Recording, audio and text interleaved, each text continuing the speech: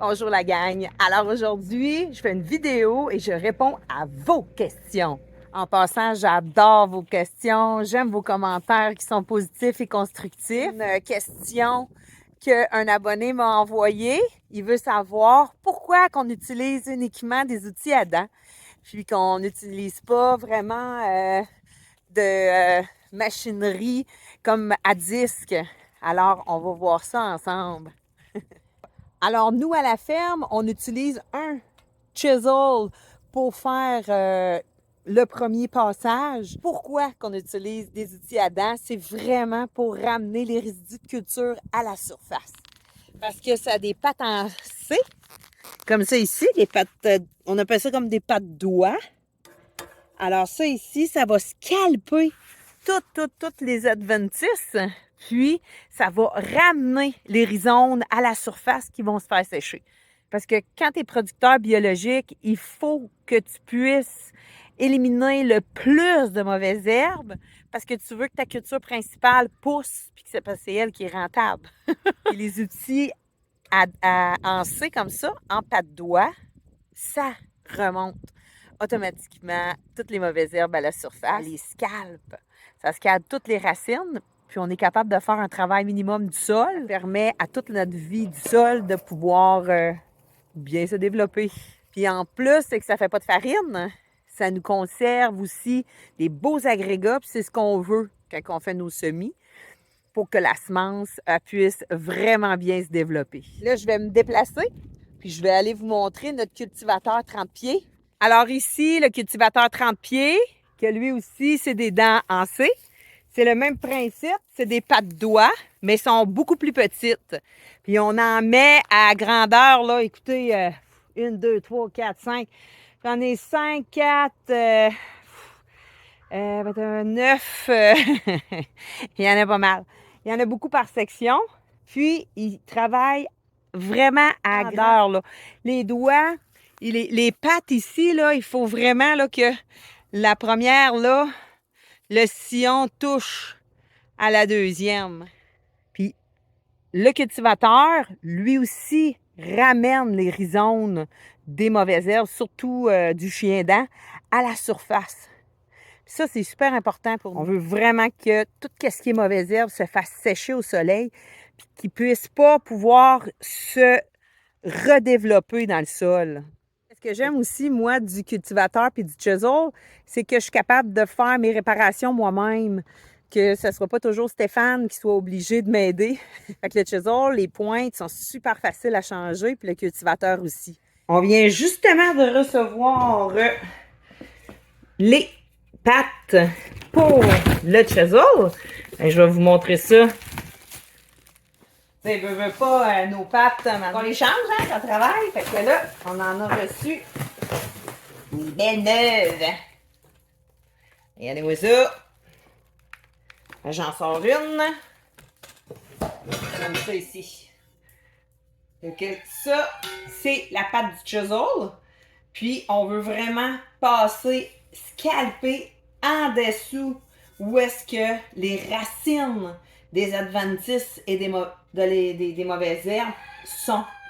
Puis, je vais aller vous chercher une patte de cultivateur. Vous allez voir la grosseur, la différence entre les deux. Bon, là, ici, j'ai les pattes de cultivateur.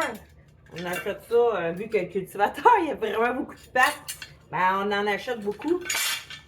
Comme ça ici. Ça, c'est les pattes du cultivateur. Puis ça, c'est les pattes du chisel. Fait que regardez la différence là, de grosseur. Fait que c'est ça. Les deux vont faire le même principe de travail. On a ici la mauvaise herbe côté aérien qui est sortie du sol. Puis elle va aller à 2 pouces dans le sol pour aller scalper tout ce qui est les mauvaises herbes, puis elle va remonter tous les rhizomes, puis elle va laisser à la surface tout le stock pour le faire sécher.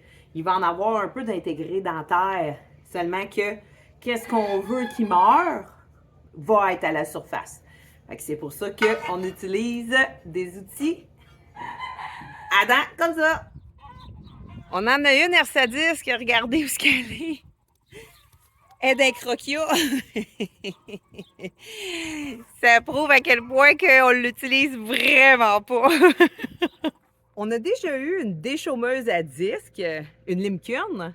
Seulement que quand que les outils à disque, ils passaient dans le chien-dent, dans les mauvaises herbes, c'est que ça les coupe. Ça les coupe en deux. Puis on avait toujours une multiplication de chiens-dents. Puis en plus, cet outil-là à disque faisait en sorte qu'on devait faire plusieurs passages dans le champ. Tu sais, on passait 4-5 fois la limecurne pour avoir vraiment un beau résultat pour un lit de semences. Mais ça fait de la compaction. Donc, c'est pour ça qu'on a décidé qu'en biologique, pour nos méthodes de culture, on a enlevé les outils à disque. Maintenant, on va aller voir le cyclone pour répondre à une bonne idée qu'un des abonnés m'a suggérée. Fait qu'on va aller faire une petite vidéo avec le cyclone. Fait que là, on a eu un abonné qui nous a fait une super bonne idée. Fait qu'on en a un cyclone. Fait qu'on va l'essayer un matin pour nettoyer la folle avoine. Là, on va mettre notre cyclone par-dessus une palette. Moi, je m'étais fabriqué des bennes en bois pour mettre justement mon grain dedans. Là, en mettant le cyclone, je l'ai vissé sur une palette. Il est fixe, puis on peut il est portatif.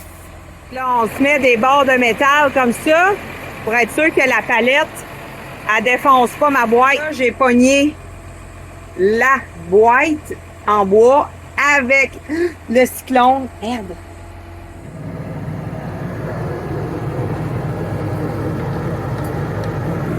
On a installé une vieille poche pour que le grain propre s'en aille en bas dans la benne. Fait qu'on va essayer ça, puis on va ajuster avec la petite trappe. Fait que là, nous, on a une petite trappe. Fait que là, il va ouvrir la trappe, il va l'ajuster.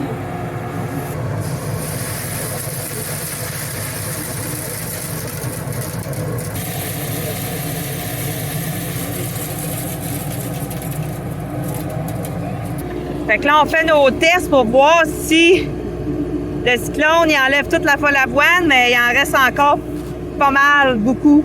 C'est rien qu'ici, là, j'en ai au moins 1, 2, 3, 4. Puis c'est à la surface, là. Fait qu'on va continuer nos ajustements. Fait qu'on l'a essayé. On a essayé notre crib. Notre vent, on l'a ajusté, puis il reste encore pas mal trop d'avoine nue. Fait que dans le fond, qu'est-ce qu'on va faire? Voyons. Il reste encore trop de folle avoine. Je me suis trompée. Puis c'est ça. On va le repasser 2 fois dans notre crib parce que le vent dans notre Eureka, il est meilleur. Fait que c'est ça qu'on va faire. Mais merci, Doc Brown, pour ton idée. On voulait l'essayer, puis j'aime ça, moi, des beaux commentaires constructifs comme ça. Alors, pour une autre question que j'avais d'un abonné, il me demandait si nous, on avait des abeilles. Alors, nous, personnellement, on n'est pas apiculteurs, mais on a un apiculteur qui a importé justement ses ruches sur la ferme. Parce que ici, on est tous en association de culture, ce qui veut dire que on a toujours une graminée, une légumineuse dans nos champs. Puis des fleurs, il y en a pas à peu près. Donc, c'est important pour nous aussi d'avoir la biodiversité.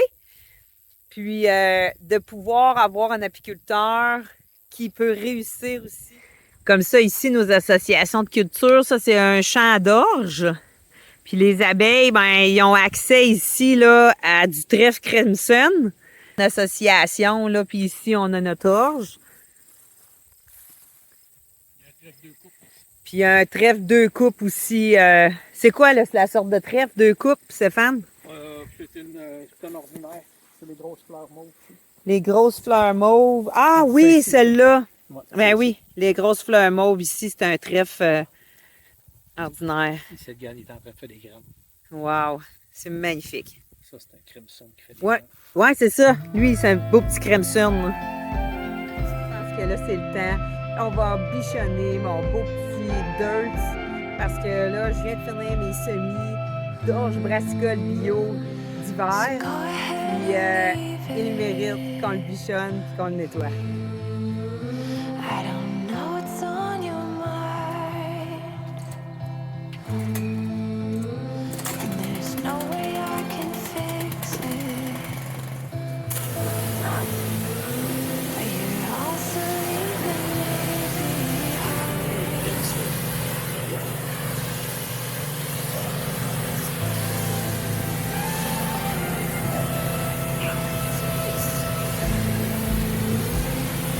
Just a few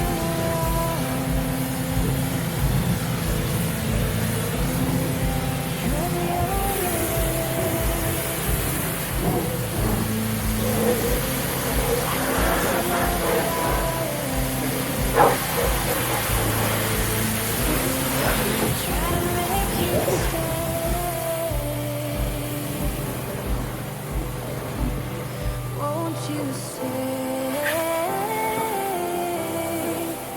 Won't you stay? Won't you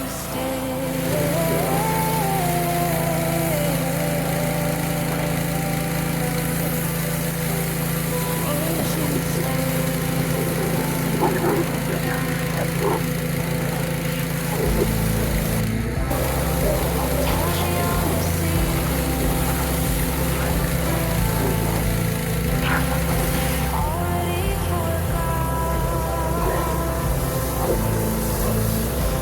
To be stronger for my weakness. You think that I'm strong, but I'm not. Won't you stay? Won't you stay? Won't you stay? Won't you stay?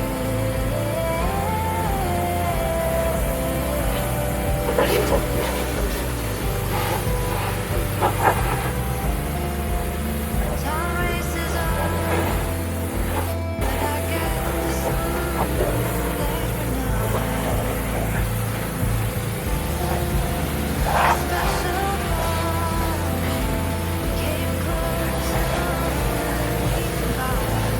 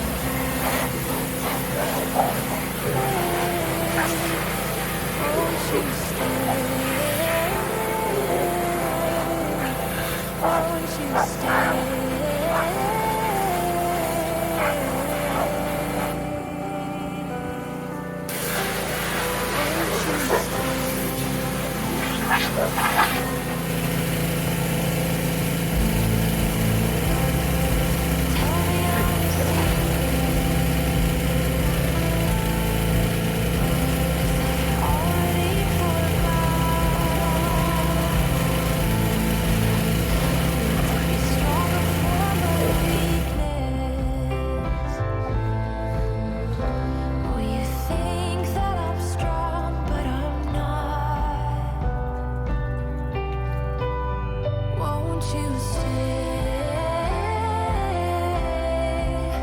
Won't you stay?